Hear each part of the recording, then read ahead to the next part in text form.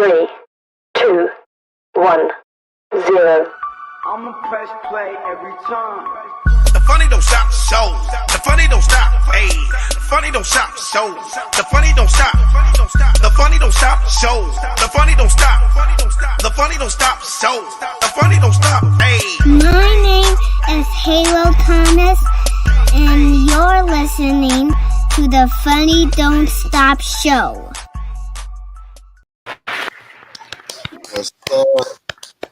The Funny Don't Stop Show, 131 episodes in, and ain't stopped yet. I mean, I don't. Bro, you know what you need. You know what you need to do, Alex. Since you've been back doing your comedy again, man, you gotta have a DJ, man. Have Halo bring you out with an intro, like my name is Halo Tom. That'll be dope, bro. That would be dope. I might have to do that. Be hard, man. I might have to do that, man. Hey, but speaking of the show, my name is Alex Thomas. It's your boy Savvy Amusing. I'm your boy. Yes, sir. And you're watching The Funny Don't Stop Show. It don't stop. It don't stop. It don't stop. How's everybody doing? Raul, start with you, man. How you been? Man, I'm feeling good, brother. Been working hard, man. Over here, I know you have. I feel like I'm in a bat cave, man. I haven't seen sunlight in like days, bro. I know. I'm trying to work on this project, man, and trying to get this finished up for y'all, man. And like absolutely, I said, I can't wait for the world to see. For the world to see, brother. Hey, man. Yeah. Sometimes it is the bat cave, and then when you come out, it's gonna be well worth all the work that was put in. You know what I'm saying? Yeah, it's gonna be a cause for celebration. Real talk. It's just real nice to see when you see the idea from the jump.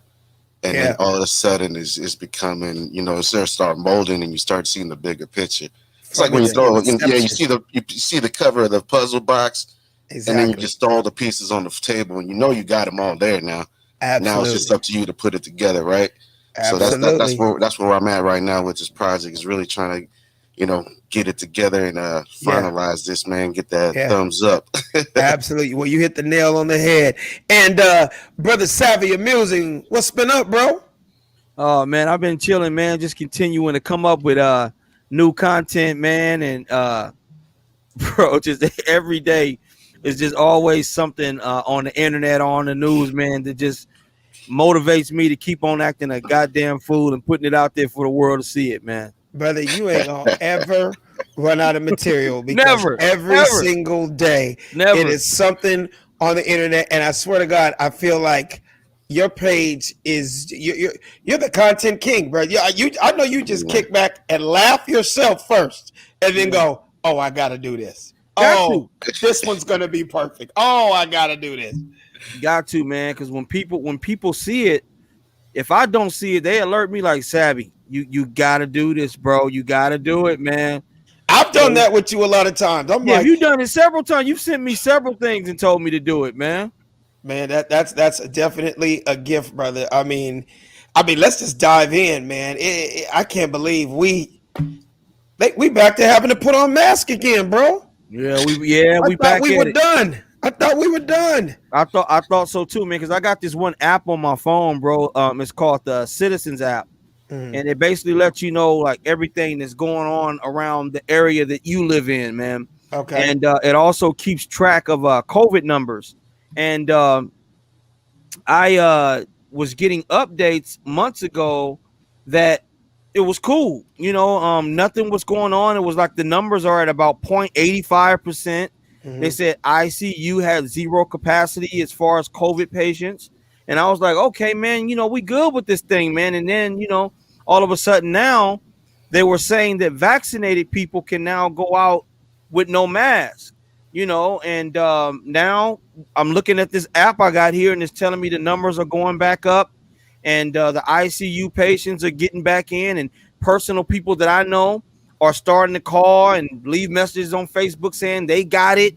So, man, this shit is getting back hot again, man. I don't know why America is doing such a terrible job getting this thing under control. I just don't have the answer, man. I'm even hearing stories. I don't know if you guys heard that they're saying vaccinated people are catching it. Yeah, that's the thing. Yeah, I'm hearing vaccinated people are catching it too.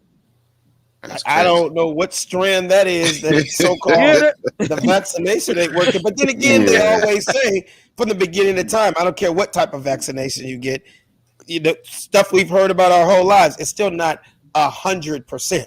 Nah. Yeah, because I'm a flu shot guy. I stopped a couple of years ago, but I used to get the flu shot all the time. And I used to always ask the doctor, I say, hey, am I going to catch the flu? And she'll say, well, no. It's just that if you do get the flu, you won't have it as bad as somebody that didn't get the shot. So it's like she never told me I wouldn't catch it. She just said if I did, shouldn't be that bad. So I guess it's the same way with vaccinations and COVID people. Yeah, what are you hearing, Raul? Man, I'm hearing the numbers going back up to myself, man. Like I said, I've always been the type of guys like, look, man, I'm not going to jump into it until I actually kind of analyze what's going on out there. You know, and like I said, I went down to Hollywood for the first time over the weekend on Friday night. Where'd you go, Raul? I was just driving by, man, just to, I like was actually Sunset or Hollywood Boulevard? Actually, on Sunset and Hollywood Boulevard.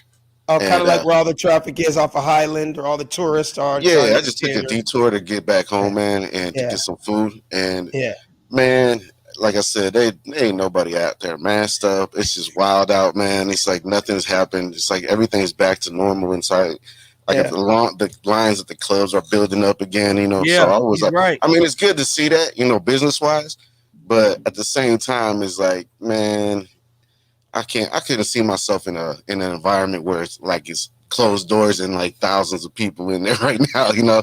It's not yet. There's too many reckless, ignorant fools out there, man. Yeah, that is very true. reckless. Like you said, that's the correct word to use. Reckless. Yeah, man. So I mean, I'm still being safe, man. You'll find me on the golf course, man. That's about it. Absolutely. I mean, as an entertainer, I got it. Comedy clubs are opening back up, bookings are happening and stuff. I'm getting back out. It's great that crowds are back and stuff like that. But I just say, just like with anybody, man, just be as safe as possible as you can. I feel like if people get smarter as a whole, you don't have that. It's I don't know, what am I trying to say? You're not going to have as many cases, you know what I mean? But if people act like, donkeys, it's almost like donkeys. it's like you broke a leg. It's like you broke a leg and you're healing. And this week is the week that they say, oh, you can get out and play again. You're still going to be a little careful. They're not just saying just jump out and just go 100 miles an hour. Still, at your discretion, be smart. You know what I mean? Because not everybody's going to get vaccinated. I mean, it's just crazy, man. That's some of the stuff. I mean, they're almost making it sound on CNN like, the reason we're back in this is because of the unvaccinated people. That's how they make it. You're not going to force me into getting vaccinated. Yeah, they're making it seem like the unvaccinated people is the problem. Everybody, like they're the bad guy now, and that's what's messed up. That's what's messed up, man. Because that's the gold part, and that's just another way of pinning people against each other, making it dividing America right down the middle. It's always something. First, it was like the mask people versus the no mask people, the Democrats versus the Republicans. Now it's the vaccinated versus the non-vaccinated. They're always going to cut America down the middle and make somebody the bad guy. And that's why at the end of the day, you have to use your own discretion. Yeah. Stop being a jackass at the end of the day, right? Pretty much. Right? Exactly. With that being said, let's move on to the next thing. We were supposed to talk about this last week, but we didn't get around to it. And I got to show you guys this video. Did you hear about the mother and the son that got on the plane and had a full-on crab boil on the plane, and they got so much flack, and it wasn't, and people were trying to call them ghetto, but watch this video, and then we're going to talk about it when we come back out. But the ghetto was disturbing to me because nothing about me and my son is ghetto. We take pride in being classy. And it was more of a classy thing than anything because I wasn't even in first class and I turned coach to first class. So it was a picture that went viral. It was of the mother and her son. They were on the airplane, right? And they were eating some seafood. But guess what? They got some good praise and they got a lot of backlash. So now the mother and the son, they are speaking out and they want to let you guys know they are not ghetto. Camille Pratt couldn't believe it. This photo of him Graham and Mom Susie aboard a flight to Las Vegas, sizzling up social media months later. Breaking bread in the air was something like normal. It was just regular because we always do it, you know? We actually do it bigger than that. The two traveling with family, having a full-on seafood boil thousands of feet in the air, catching the eyes of passengers, even the flight attendant who they say snapped the photo. They was just like smiling and, you know, it was just a lot of positivity. Like people was running up taking our photos. Like we felt like stars. Every time I fly, I bring seafood. I never had a seafood-less flight. Even taking her favorite finger-licking food, I would bring seafood into water parks for my daughter's birthday. For the past 2 days, many wondering how the crab legs made it past security. TSA lets anybody in with food. It does not matter what your food is. They will allow you to bring your food. Hey, I'm gonna start this off by okay. Some people call it ghetto. I call it better than peanuts. Yeah. I'm gonna be honest with you. If I'm sitting next to somebody and they got a full-on 2-pound lobster and some quarter of the cob, I'm be like, how much? Yeah. And, I need some for me and my wife. I'm gonna put in an order next to her. Okay. We got a 4-hour flight to New York. I would love to have some crab legs and some lobster. I mean, what you think, Sammy? Well, man. I mean, I don't think crab and lobster and scallops and scrimps and all of that shit on a tight knit, close-seated airplane is. I think that is a little bit hood, man. Because the thing about it is although you know, I don't know where they were going to Vegas from, but you know, if they were coming from LA, it's about, you know, a 35-40 minute flight. But if you're in the air, only 2 lobsters in 45 minutes, maybe. I mean, but if you think about it, bro, like I try to have courtesy with the people that's next to me, and I don't want to be smelling crab juice and lobster the whole time I'm on the plane, bro. Yeah, and that's the whole thing, man. And that's a very messy meal. It's probably dripping all over the seat. No, for real. You know?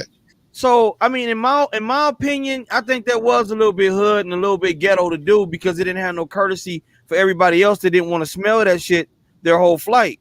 But why did it look like she had enough crab and lobster for a full picnic? That's what it did. It looked like she was feeding the whole family. People. She had 2 main lobsters in there, like Dungeness legs, man, and it's like corn on the cob. It's like you know, you have that's kind of more of like attention getter, ain't it? Wouldn't you think? I mean, but she said. But remember, you heard what she said. She said she has never had been on a flight in the last 15-20 years that she has not bought seafood. I mean, I'm not mad at. You know, it's like you can't be mad at somebody for packing a lunch, but she packed a dinner. She packed a dinner for 12. Bro, that's a feast, bro. Yeah, that's not just a peanut butter jelly sandwich, though, either, too, man. You talk about steamed main lobster, bro. Right. I mean, that motherfucker still had the claws and everything, still, so she had to crack that shit. But did you peep what she said? Here's the most ghetto thing she said. She said, I turned coach into first class. With lobster. Yeah.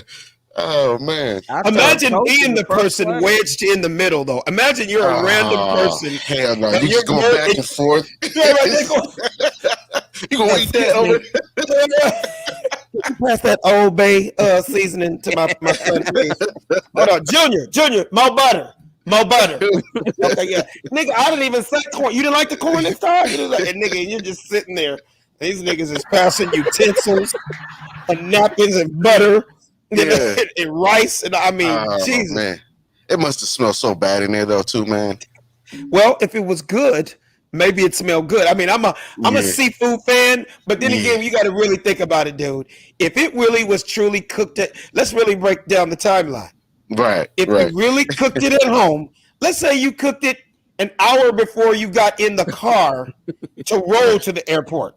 Yeah. By the time you get in your seat, because you know you got to go through TSA, right. The airport, you park the car, everything, nigga, all that. Yeah. It couldn't be fresh and hot the way it would have been. That's at least 3-4 hours, maybe. About not 3-4 hours. Or 4, maybe right. I would say from the finished cooked in your oven or your stove to you actually taking off. Because let's just be real. Let's really break it down. You got to be at the airport at least 1 hour early. Some people say 2. Some people say 2. Let's say 2 hours with just that. And by the time, so you know what? You might be right, Raul. So that's 3 hours. It might have been 3 hours ago that shit was cooked.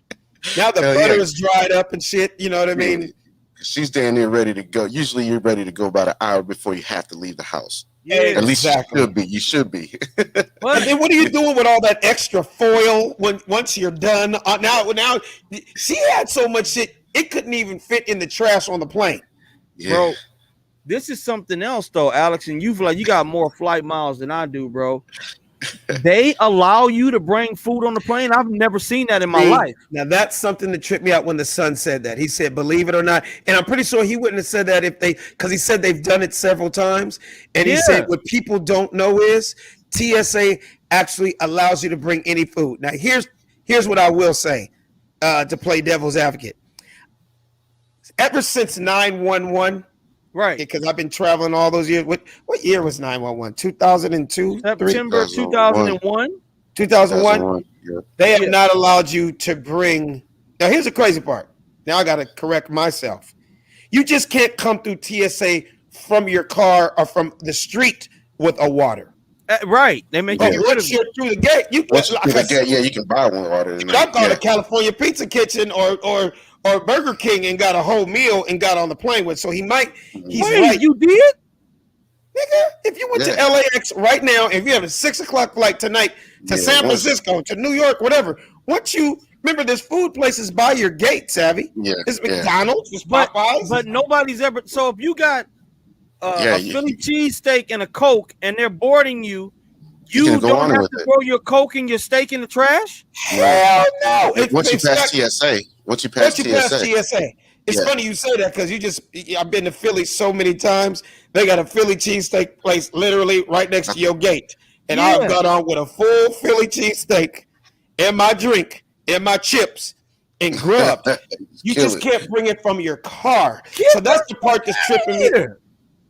Nigga, are you really serious right now? Or are you joking? Swear to God, bro, ever since 9/11, I didn't think you can have shit unless they served it to you on the plane. So okay, let's just use, for example, when's the last time you were on a plane? I'm gonna really break this down to you. When's the last time you were on a plane? The last time I was on a plane was December 19th of 2019. When you went to Michigan. When you went to Michigan. Mm-hmm. Okay, so where did you fly out of? Delta, American, LAX, and I flew out of Delta. Okay, so you got out your car, you went through TSA, you did all your stuff. Now you're sitting by your gate. Your flight leaves in 30 minutes. Right. Okay? Right. You didn't see McDonald's right there, or you didn't see Burger King? I saw all of that. I just thought if I ate it, it had to be finished before we start boarding the flight. No, you can pull your full. Man, I got a whole family. Man, there was a, what do you call it? An Applebee's in there, and we got a full meal. We got a 3-hour flight, and all of us grubbing. So I wasn't surprised about the chick eating on the plane. I think Raul knows that too. Eating on the plane is what it was, the overabundance and the type of meal she had with a whole gigantic silver thing that you do at picnics and parties. Right. You get what I'm saying? She had a party tray, basically. Bro, look, she had a party tray. A party tray. A party platter. A party platter. Yeah. Well, like I said, bro, for one, I didn't know that. I learned something today. I didn't know that. And for two, since that video, they're probably going to start limiting actually what it is you can eat, because that was excessive. That was excessive for everybody. You're going to fuck it up for everybody, bro. But the one part I didn't know, though, I did not know you can take the food from the car and go through TSA. That's what I didn't know. Neither did I. And like that, even with the Tupperware, the silver or whatever, the platter they had it in, the tinfoil. Yeah, but a lot of foreign people, I have seen this, man. I mean, I don't even want to say the races right now, because then people will be like, oh, I can't believe you said that. But you can guess who I'm talking about. Man, these folks be getting on the planes with all kind of shit they bringing from their country. I mean, I watch a show again. I'm gonna tell you what it is, but I'm not gonna say the nationality, and y'all just fill in the blank because I don't need these people mad at me. Man, this show that comes on TV right now, me and Brazy love it. It's called To Catch a Smuggler. Okay. Don't tell me neither one of you haven't seen it. No, I've seen Locked Up Abroad, but I've never It's seen on the same station, and we Okay. watch it every night. It's called To Catch a Smuggler. Basically, people, I don't care if you're coming from Amsterdam, if you're coming from Spain, or if you're coming from Venezuela or Guadalajara, somebody's trying to get some drugs back in this country. You know that, right? Yeah. Right? Yeah. So a lot of times, it's a cat and mouse game. Some people they catch, some people they don't. But so many people, dude, from these third world countries be smuggling. I don't even know if I'm going to use the word smuggling because it's not. They're not doing anything bad. They bring in fruit. Yeah. From these countries. Wow. Like it'll be. You see one of them things? It looks like a watermelon, but it's got spikes all over it. Yeah. I didn't know what that was though. It's like the mixture between a coconut, watermelon, cantaloupe. It is usually in the middle America that they're Central America. Dude, they're like, well, one reason, ma'am, and it'd be an old lady and she's just not hip to it. They'd be like, one reason we don't want you bringing this shit into our country is because there's all type of bugs and insects that are from their countries, and that's how the bugs and insects now come to this country because these niggas done flown first class on Delta. They got a ticket to America. Man, they chop that little melon open and you see all kind of bugs you have never seen in your life, brother. Man. I mean, I saw a cockroach with eyebrows. I'm like, this nigga. When's the last time you saw a fly with elbows? I'm like, how big is? And she didn't even know. One lady, I'm just gonna say this country, coming over, two different countries, Jamaica, and one lady came over from Africa, and she was just bringing rice, right? Yeah, rice. But dude, when they opened the rice, I saw bugs the size of mice. Damn. She's not aware of it. It's not like she's trying to smuggle in cantaloupe mice and shit. You know what I mean? She's not. That's not her intentions. Yeah. But it's in there. You get what I'm saying? Right. And that's I all remember, these little. I remember one time, man, my homeboy's girlfriend ended up buying one of those little spiky ass cactuses about this big. You know, it wasn't too big, and from Arizona. And basically, she took it home, man, and it got probably maybe almost about a year, not even less than a year, and it started shaking on her by itself. And yeah, man.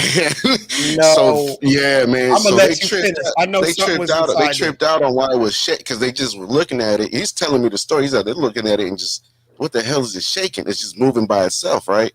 Yeah, man. So he decides to get a fucking, a blade. And he slices the damn cactus in half. Man, it's a tarantula, bro, had babies in that motherfucker, bro. And when he cut that thing open, bro, man, he said, so were they grown or something for them to be moving? They just, I guess they just had him because they basically when he cut him, they just split, because like I said, they got exposed. So they were already babies. So in other words, we just found out something we didn't know. Tarantula spiders, they plant their babies inside of cactuses. I don't know. I mean, they think they find a spot. I don't know if necessarily inside just the cactus, but I've heard different things with certain reptiles, like taking climates like deserts, where it's 115 degrees and there's no food. But cactus, a few things about cactus from what I heard. I'm not a professional, but they carry moisture, right? Yeah, a lot. So that's how they get water. Yeah. Number two, it's growing, it's alive, right? So they're also able to eat off of it. Yeah. And then the third thing is inside of a cactus, like even when you see, woodpeckers do holes in trees. You'll see that in a desert, and it's actually shade for them inside. So I guess the cactus your girl got, she didn't know there was a cactus what's it called? A tarantula family. Right. Inside the oh wow, that's crazy. Yeah, man. They moved out so quick, bro, out of that house too. Because once they let loose, because he opened it up and they just came out, and they were small little ones, man. So they wasn't prepared for them to scatter like that, man. And he was like, "Man, I'm out of here. That's the last thing I need to do."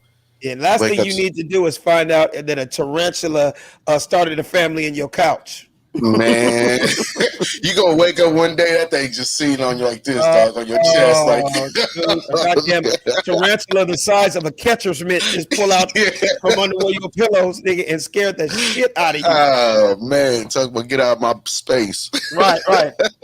Hey, so is that why, Alex? You guys, both of you guys, I know you, Raul, been driving into Vegas, and then on the way home. Mm-hmm. You pass that one part, and they always ask you like, "Hi, sir, you guys got any fruit with you?" Is that why they ask that? That's exactly what they do. Because you might cut it open, and it's a family of flies with elbows in the inside. Exactly. hey, Savvy, that's why you have to go through customs, right? Yeah.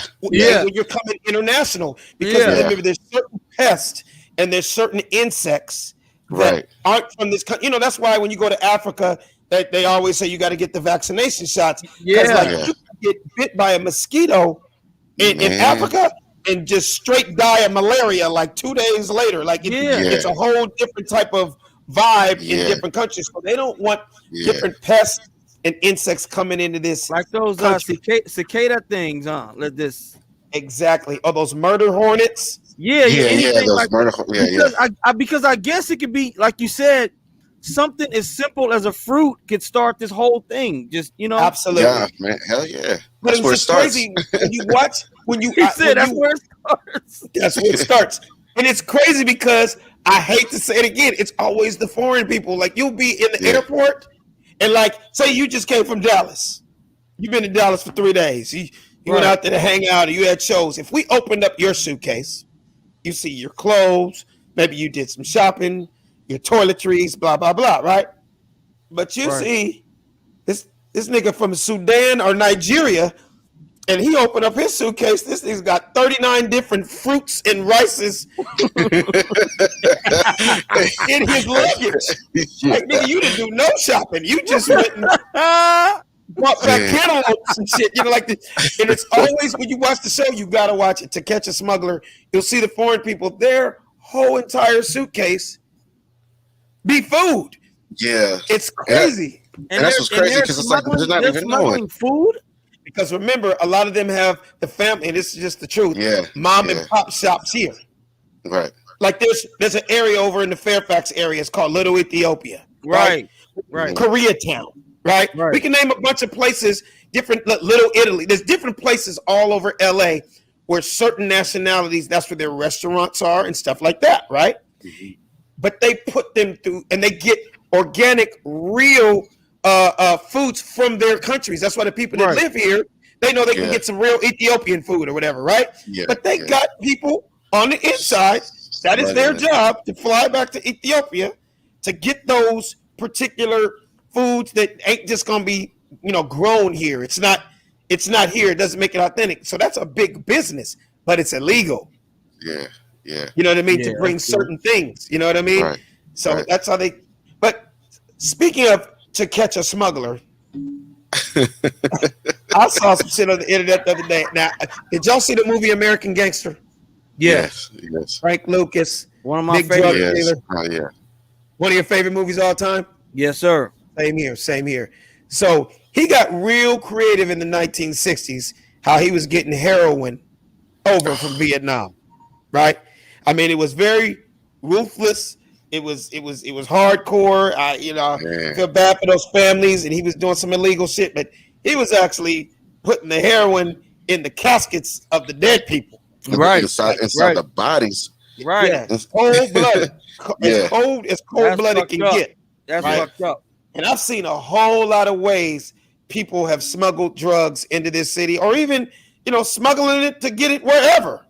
But I saw something on the internet, and this is a new one. This kind of blew me away. I was like, wow, they're going far with it now. Bro, show them that picture of how they disguise it as charcoal.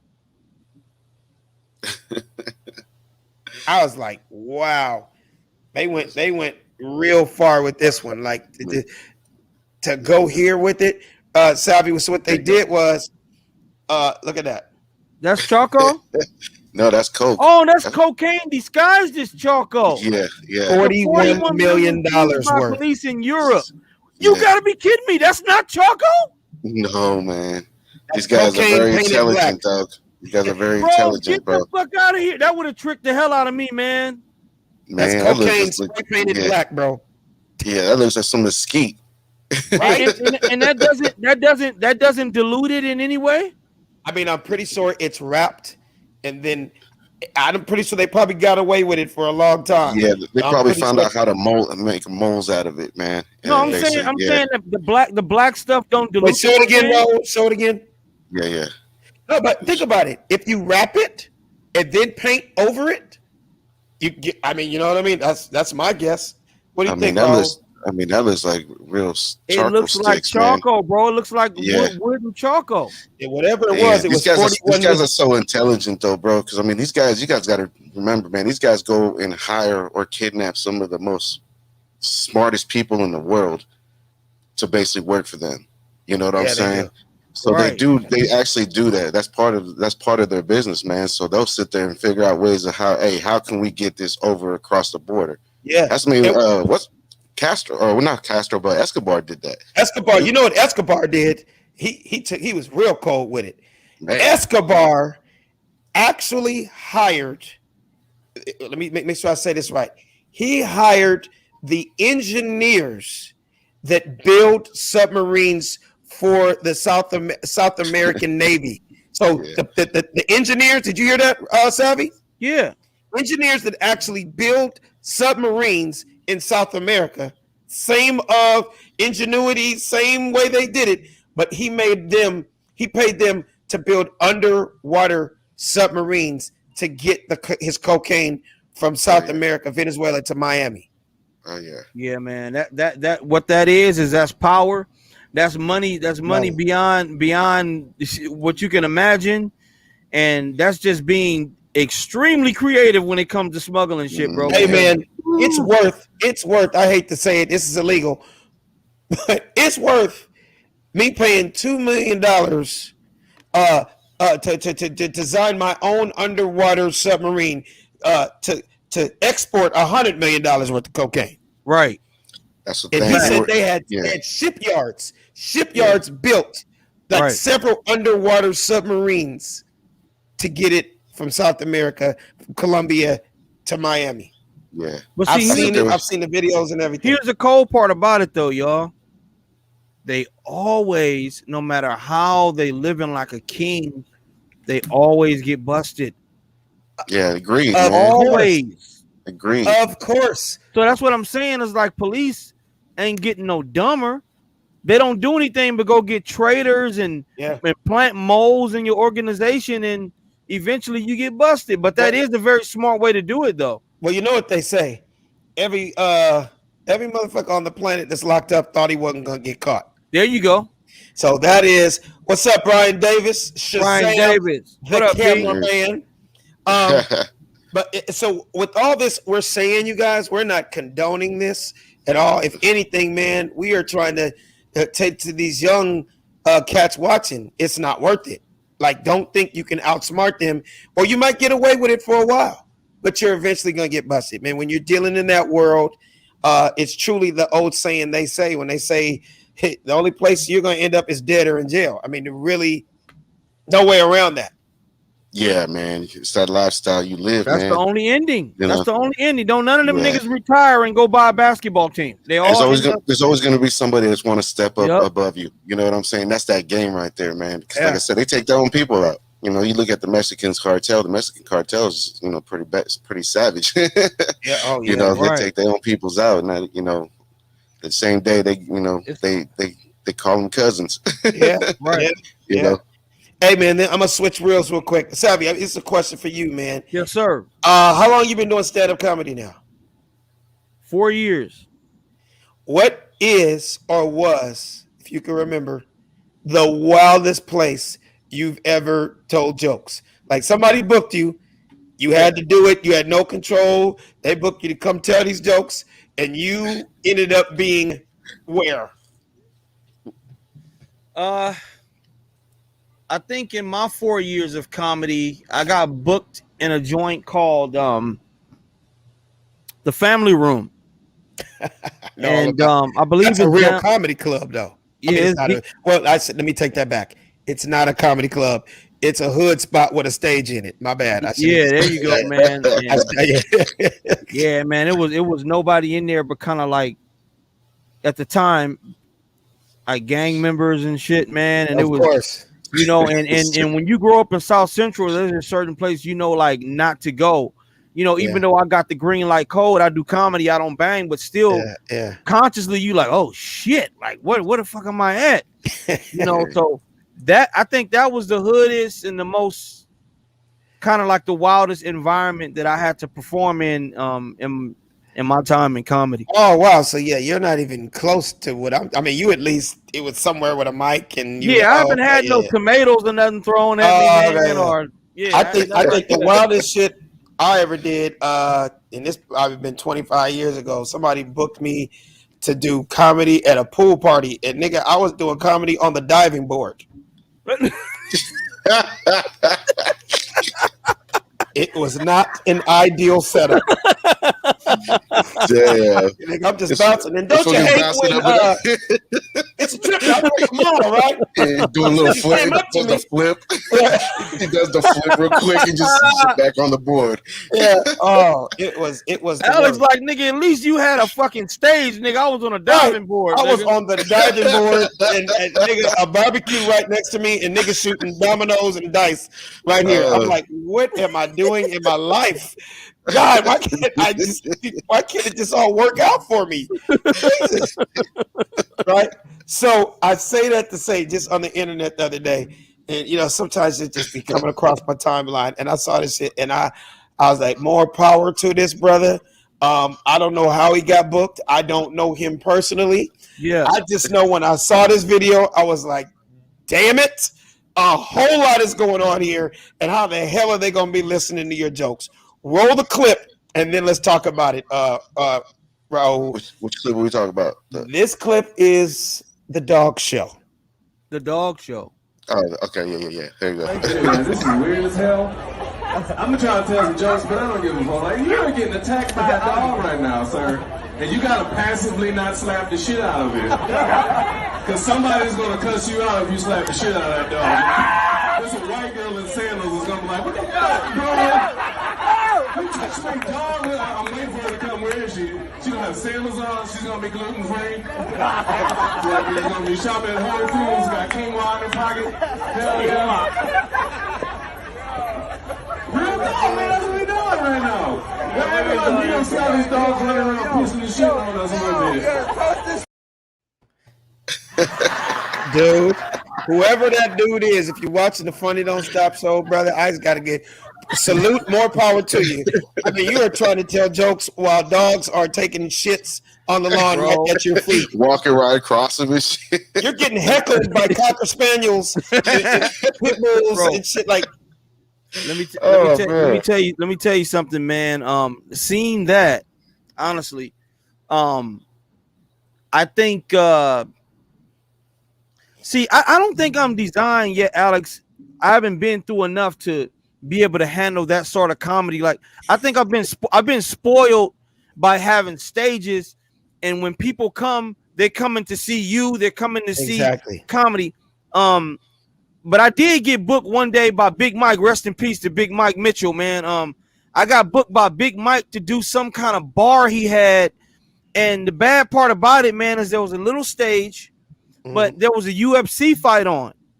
Everybody was there to watch the UFC fight. They didn't give a shit. They wouldn't have cared if Dave Chappelle walked in. They were there. Dave Chappelle could have been pulling small baby chickens out of his ass. Right. There's nothing you could do with that much distraction. Right. You can't tell jokes. I'm standing there. I'm telling the joke. There's one drunk white guy in the front row. Just one guy. Just one. And he's with you. He's laughing at everything you're saying. Alex, he's sitting there engaging with me. I'm talking about chicken. He's like, hey, and he's so close to me. I love chicken too. Yeah. So I'm thinking in my head, like, bro, I can never fucking do an environment unless that environment is there for comedy and comedy only. So once again, hats off to the dude that did the dog show, bro. Hey, that's different kind of comedy, and I can't lie, I don't have it in me yet. It's not there yet. What happens is this, man. People love comedy, no matter who you are, what race you are, whatever you got going on in your life. People love to laugh, and people are always throwing events. And remember, they're not professionals at throwing events. They're just like, oh my God, it would be great if we could have like a comedian here also. And that they don't understand is comedy is something where it's not like any other art form, right? You can have a band playing at a dog show. You can have a band playing at a barbecue. You could have a band playing at your what? Comedy requires, all right, everybody shut up, sit down, and listen. Yes. Attention. Yes. All attention. So our art form, it is known as the hardest thing in the world. But if there's too much, like you brought up something else, you only been doing it 4 years, but somebody like me that's been doing 30, I'm going to tell you there's a few things that just are pet peeves. And I just say, anytime there's a bar within 5 to 10 feet of a comedy stage, tragedy. Same here. I dealt with it. Instant tragedy. Why? Blenders going off, people standing in line. It's and when horrible. you have a bar equals conversation. It's horrible, people go bro. to bars to stand and talk. I can't be up here trying to tell you a joke.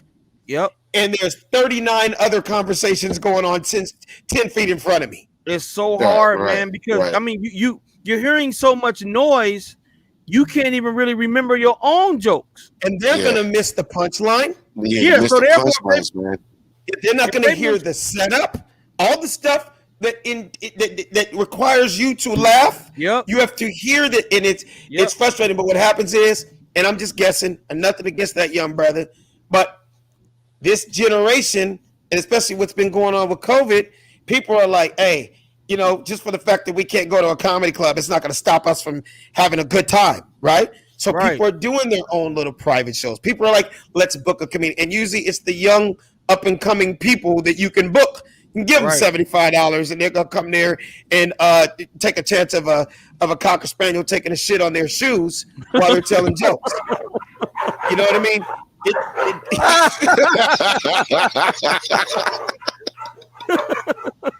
Dude, there was dogs walking in front of him, behind him.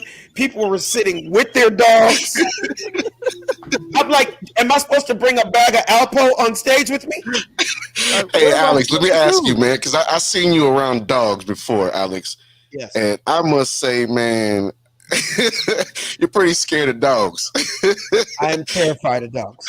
How much would they have to pay you to do something like that at a dog park? It would cost $1 million. It would be $1 million for 5 minutes. Okay, $1 million for 5 minutes. To tell jokes at a dog park. I'd have to turn that one down, Raul. I'm sorry. That would have been a gig that would get a hard no from me, because I'm up here standing thinking that every single one of these dogs is going to kill me. Right. I'm terrified of dogs. And people are like, have you been bit before? I've never been bit by a dog. I just feel like if the dog don't know me, he's going to bite me. And that's their favorite line. They don't bite. You won't bite. Oh, he's friendly. He's friendly. Yeah, I love it. White people. Oh, he's never bit anybody. Really? Can you explain the fingers hanging out of his mouth right now? Explain that. Well, I'll see white people. They'll just walk up and put their hands out. Oh, look. I'm like, you putting your hand out at a wild dog that you don't know? He might not like your perfume and bite your knuckle off. They asking, hey, do you mind if I pet him? I'm like, they're already petting him already. Oh, have you ever seen a white person go up and kiss a random dog in the mouth? Yes, I have. Hell no, man. That's too I much. saw a lady. I don't know how hip you guys are. This place called Fred Siegel. Yeah. You hip to Fred Siegel? Yeah. Okay, Fred Siegel, famous one right on Melrose. You shop there, real high end. Right. I give my hat to you all comics. Thank you, Bonnie. We will do some comics. Will do strange things for a little bit of change. I'm telling you that right now. But check this out. I was at Fred Siegel, and Fred Siegel's one of those clothing places that has an outdoor patio. Like if you want to sit and have lunch on the patio while you're shopping, fly little spot. You know, the little Kim Kardashian type chicks come up with poodles in their purses, and little Hollywood bullshit, right? Yeah. I'm sitting there with my wife. We're sitting down enjoying our food.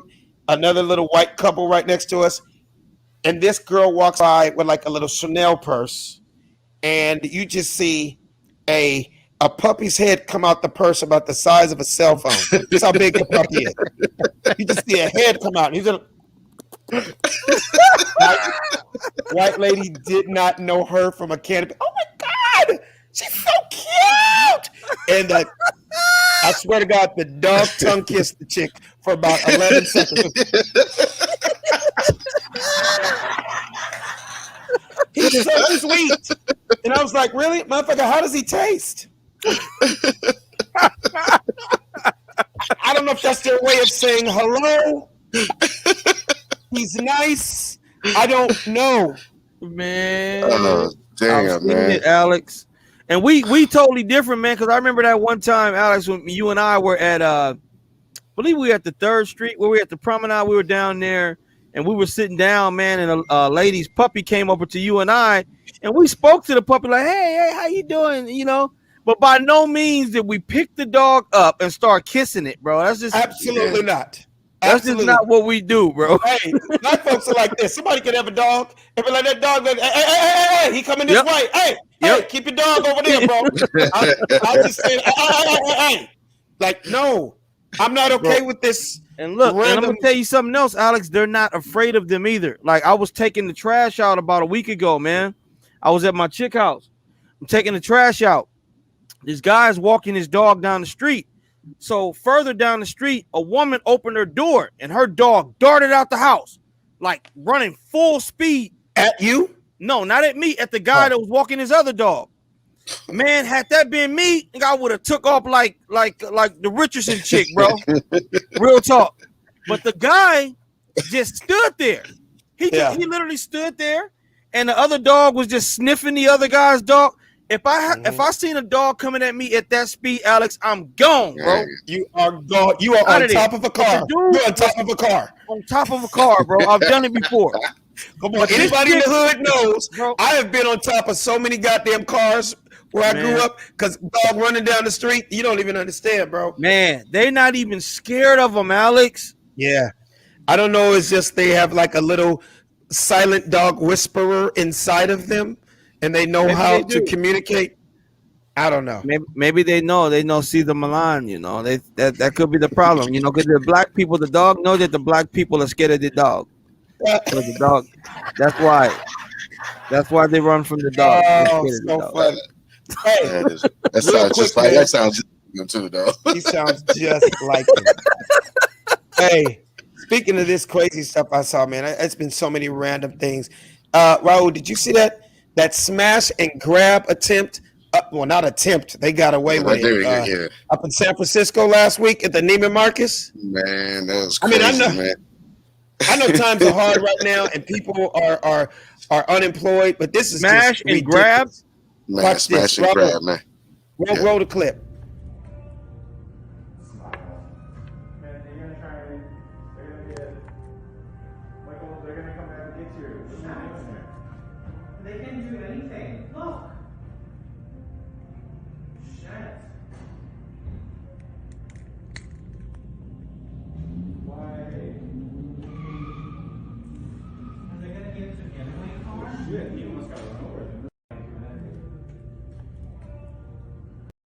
That's crazy, man. There was probably about like 15 of them, I think. I counted. It was 10. It was 10? Damn. And when you think about it, bro, that's not like y'all were just in the mall, in the food court, and somebody just said, let's go rob Neiman Marcus. They planned that shit out. The cars, the getaway cars were outside. Right. What's your thoughts? A lot of them got caught, though. because you saw What were they taking, y'all? Like expensive bags and shit like that? Yeah, Neiman Marcus. Neiman Marcus has all the high-end lines: Chanel, Gucci, Fendi, Louis Vuitton, all the high-end stuff. I mean, if you look at it, you see like people had the actual cords that were still dangling. Right. And now you're running. That's kind of ignorant, though, ain't it? Ain't that just kind of ignorant, though? Because nowadays you can't get away with shit like that no more. There's so many cameras everywhere. People are carrying cameras. Right, it's probably tagged. I'm sure, with Of course, it's like robbing a bank and not realizing that they're gonna have the dye inside the packs. Like who still does that? And then on top of that, the cops know. Okay, you know what? The description of the getaway cars. You got license plates. You got video everywhere inside from when you were. I'm pretty sure there was video not only in the store, but as you see the video that we got on the outside. Right, and that's the people videotaping and the cameras that are set up outside in the streets. Exactly. Exactly. I mean, and they all had masks on, but dude, I'm sorry, they're gonna catch you. Even if it's you selling a $500 or $5,000 Chanel bag at the car wash down the street, somebody's gonna. Just. Moral of the story. That's the thing too, Alex. You have to sell them too, right? It means nothing to you if you keep it. You got to sell it. If you notice, there was like 4 or 5 chicks that were in that too. I don't know if you saw that. Yeah, no, I saw that. Yeah. They're not just getting it for themselves. First of all, if you're dumb enough, because they all look like they're 15 to like 20, 25, maybe. No older than 25. If you're dumb enough to do that, you know what I mean? It's just ignorant. So we show stuff like that to make points. If you're watching, if you know people that are doing dumb shit, man, tell them don't steal today. Don't steal today. Simple as that, right, Alex? Don't steal today. It's simple as that, man. Hey, Savvy, your videos that I've been watching, and we talk about this every week because you're the content king, and you always got some funny stuff.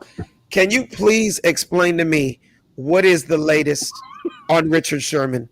What is the latest? And I just, from hearing him talk over you, being a football fan, he sounded like he was slightly more intelligent than that. Dude went to Stanford. I know he went from Compton. Bro's very intelligent. Yeah, I'm not blaming where he's from. Compton, CPT. I love Compton. Not everybody that came from Compton are gangbangers and killers. There's some very intelligent people that came from there. But that was some real dumb shit that he did. For the people, before we get into it, for the people that don't know, you're going to watch a few of these videos, and then we're going to have Savvy explain afterwards. So, Raul, go with the first video. All right. Richard, why are you at family's house acting a fool? Well, because I crashed my car and I kept on driving. Plus, I'm drunk as hell. Can't leave Hennessy around me. Because I'm going to drink it all up. Maybe you should stop drinking? No, maybe my white uncle need to leave me alone. Yeah, boy. Now put the Savvy on it. Savvy Stu. What? You fools. The hell? Wait, should we watch the other video first before he explains? Yeah, let's watch the other one. This one? No, because they're both connected. We should watch them both. Okay, watch the next one too, please. All right, here you go. Get the fuck away from my door, Richard Sherman. Won't you come out here and make me get away from it? Let's play a game. Say it hot. You like that? Open the door. That's good. Baby, tell your daddy to open the door. Give me the key. Stop fucking screaming. You married him. You better stop playing with me, man. Let me call Michael Crabtree. Call Crabtree. He's sorry. You got Crabtree's number? Don't call the cops. I'm the best corner in the league. You better open the door. Yeah, boy. Now put the Savvy on it. My God, you got a lot of explaining to do, Savvy. I'm not going to try, Savvy. bro. You Tell are us. a fool, Savvy. Listen, this is from what I heard. This is from what was listed. I'm not talking about Richard Sherman's statement. I'm talking about what was listed. What they said is Richard Sherman was intoxicated, very intoxicated. Intoxicated so much so that he hit someone's car while he was driving over there and continued to drive. He got to, I believe, his wife's house. Her father was there, and I believe the uncle was there. and he was knocking on the front door and trying to get in.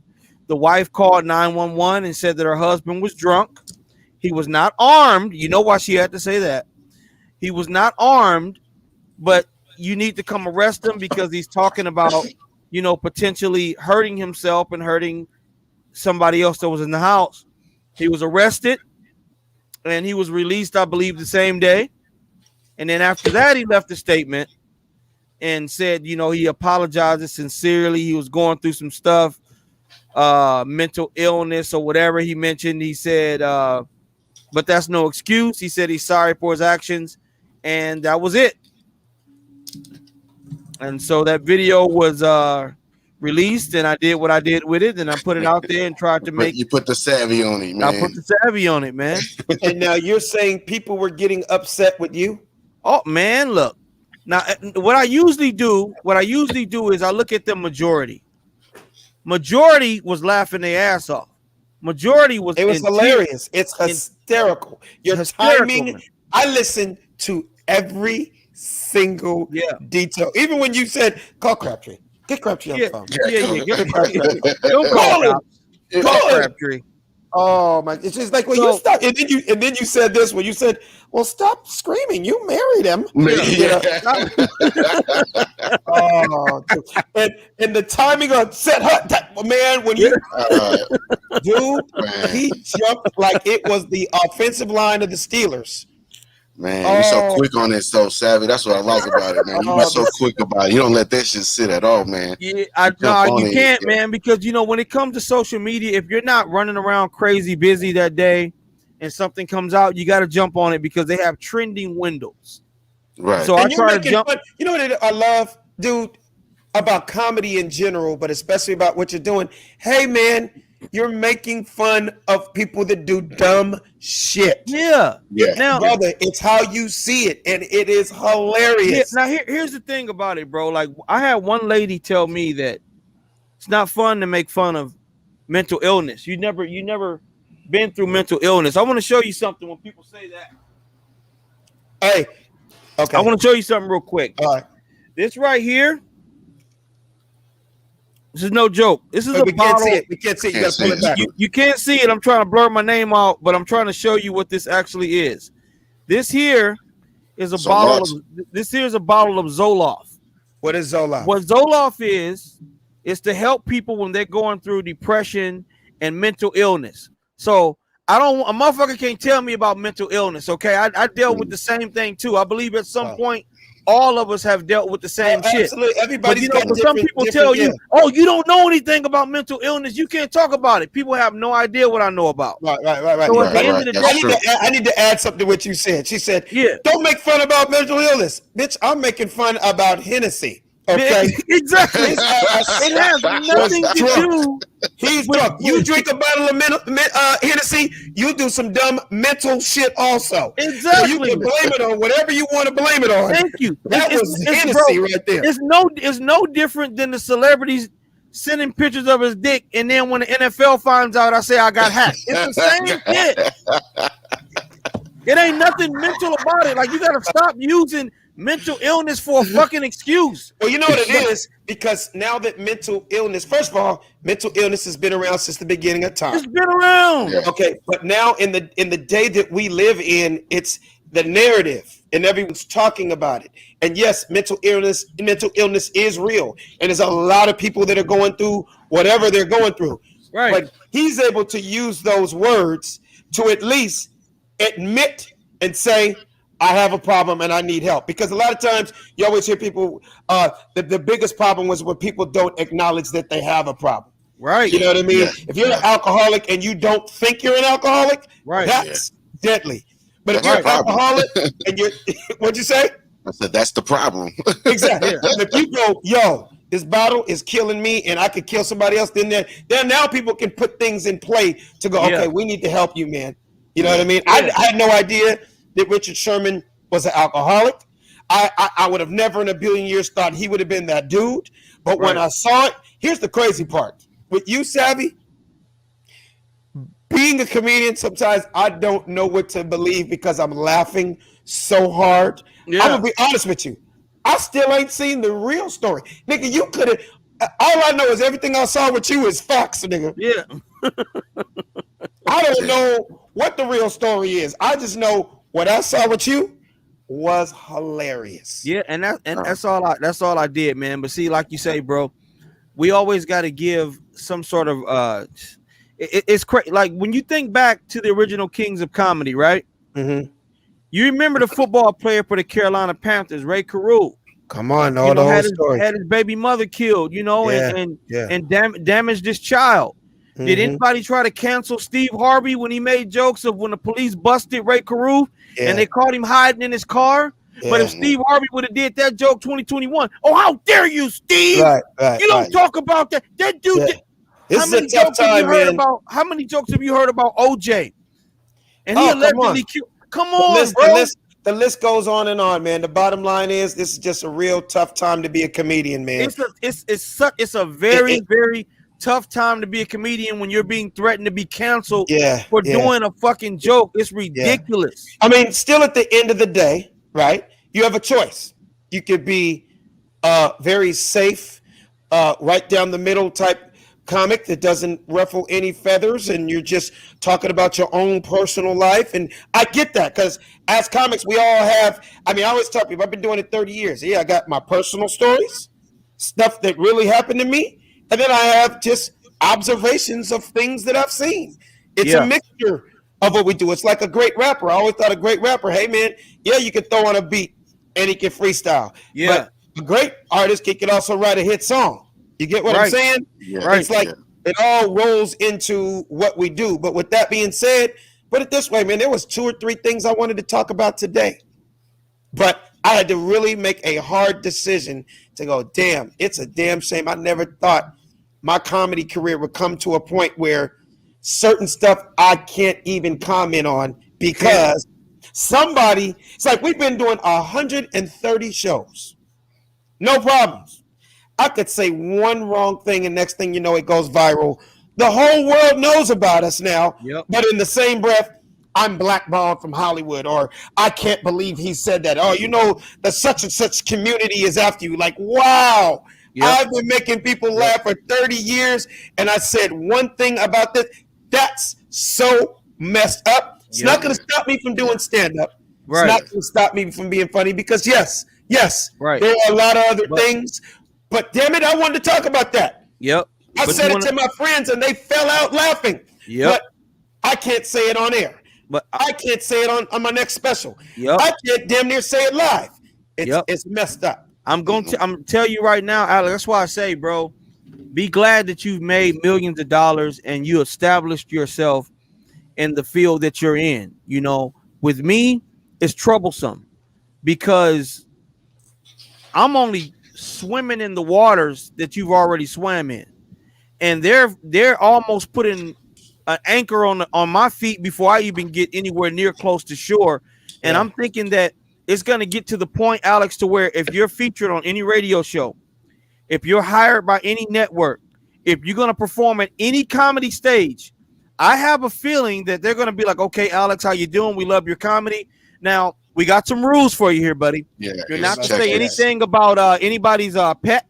You're not to talk about mental illness. You're not to talk about any kind of politics. Yeah, nothing to do with sex. No, you're not to talk about transgender. You can't talk about any jokes about anybody fighting or anybody getting beat up. If you do, we don't have to pay you. Okay. Yeah. I'm thinking that is getting to that point. I can't lie to you, brother. I feel like in the next 10 years of comedy, it's going to be damn near a joke rule book before you touch any stage. And it's unfortunate. It's super unfortunate because it's going to swipe the comedy rug out from us. It's coming, Alex. Of course, in their world, they'll go, you can't. Oh, really? If you don't say these things, you have nothing to say. No. I got a whole lot to say. But trust me, I was going to touch on that shit too. Yep. Yeah. And trust me, if we had a stadium of people, they would be dying laughing. Right. When I tell you this shit is funny as hell. But unfortunately, in the business we're in, which is called Hollywood, I'm just going to say this, and this won't get me in trouble because it's just the truth.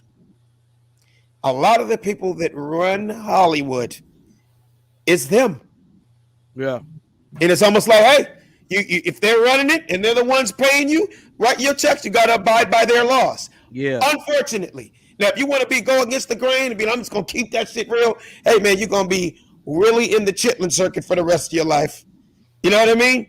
But anybody that's of color that had to struggle to get to a certain point, if you want to keep working, certain shit you just can't talk about. And we're going to leave it at that. All right? Yeah. So before we go, we're going to end the show on a super funny note, because this is something I saw too that just it had me dying, and I just got to see what you guys' thoughts are. So in Detroit, I just left Detroit. Shout out to Detroit. What up, though? Hey, man, these girls out in these streets, they ain't playing around. Some of these girls out in these streets, man, they tougher than some of these dudes now. Some dude stole this girl's car. Oh. And she found out who it was. Obviously, she ain't got a man or a boyfriend or a daddy to do it for her. She went out and took justice into her own hands. Brother, watch this video, and then we're going to end it on this. I'm glad he's in jail. Once a thief is always a thief. No, they stole my What an epic scene. Michael Tolbert getting yanked out of a barber shop by his freshly twisted dreadlocks last week. I'm sorry to say, but I don't regret anything. Bianca Chambers confronted Tolbert, who she says stole her brand new Mercedes-Benz from a strip mall in the city's west side. Excuse me, you got that Benz out there? Yes, you do. Her story, that phrase gone viral, spelled out on her shirt. Okay. Say, excuse me, you got that Benz outside? Bianca able to track Tolbert for 3 days using social media breadcrumbs as he picked up women, even got the Benz detailed. Y'all, oh my God. Y'all, I see my car. After Tolbert and the Benz kept eluding Detroit police, day 3, she was done playing. No, they stole my Tolbert under a citizen's arrest here until DPD got there. While she waited, Bianca slashed her own tires. No way he was getting away. He was just not about to make it to the white party in my car. Like, that was not about to happen. She yanked him by the fresh twisted dreads. She dragged bro by the fresh twisted dreads out the stove. Oh, my God. Damn. That's gotta be embarrassing as hell though, getting yanked out like that.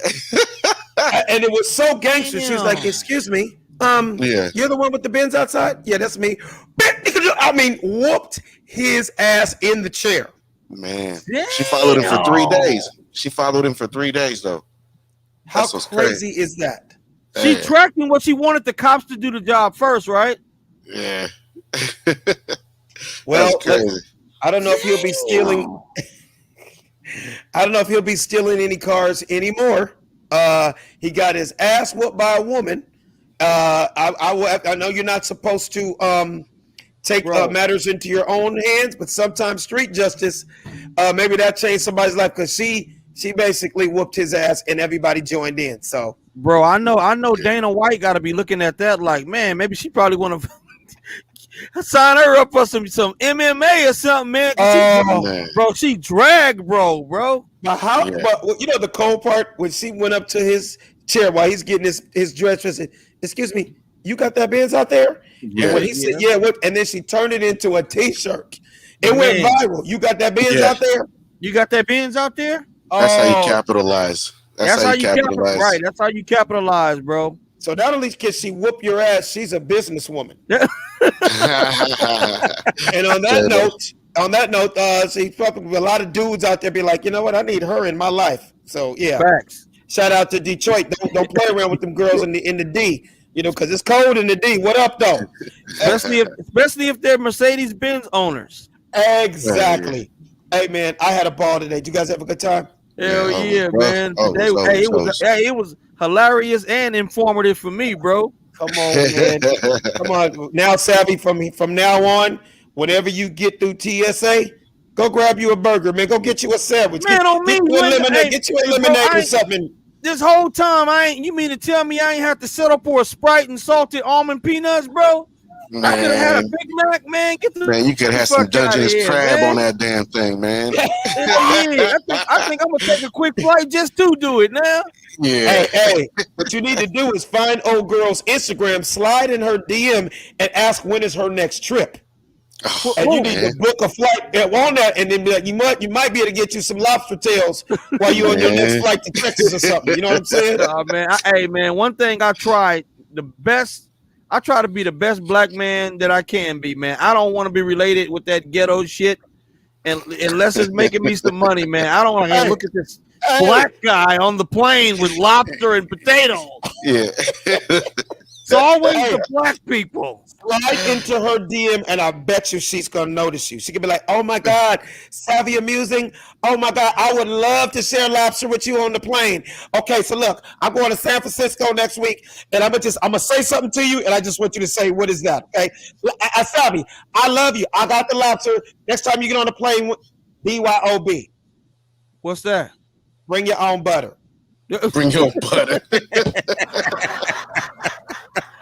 Savvy, let them know where they can find you at, bro. Yo, you can find your boy Savvy Amusing on Instagram and Facebook at Savvy Amusing. That's what's up. Raul. And you can find me at the Big Goose, DABIGGUZ on Instagram. That's what's up. Hey, and you can catch me at Funny Man Alex Thomas, but every single Tuesday right here on The Funny Don't Stop Show. The Funny Don't Stop. Hey, the Funny Don't Stop Show. The Funny Don't Stop. The Funny Don't Stop Show. The Funny Don't Stop. The Funny Don't Stop Show. The Funny Don't Stop. Hey, the Funny Don't Stop Show. The Funny Don't Stop. Hey, the Funny Don't Stop Show. The Funny Don't Stop.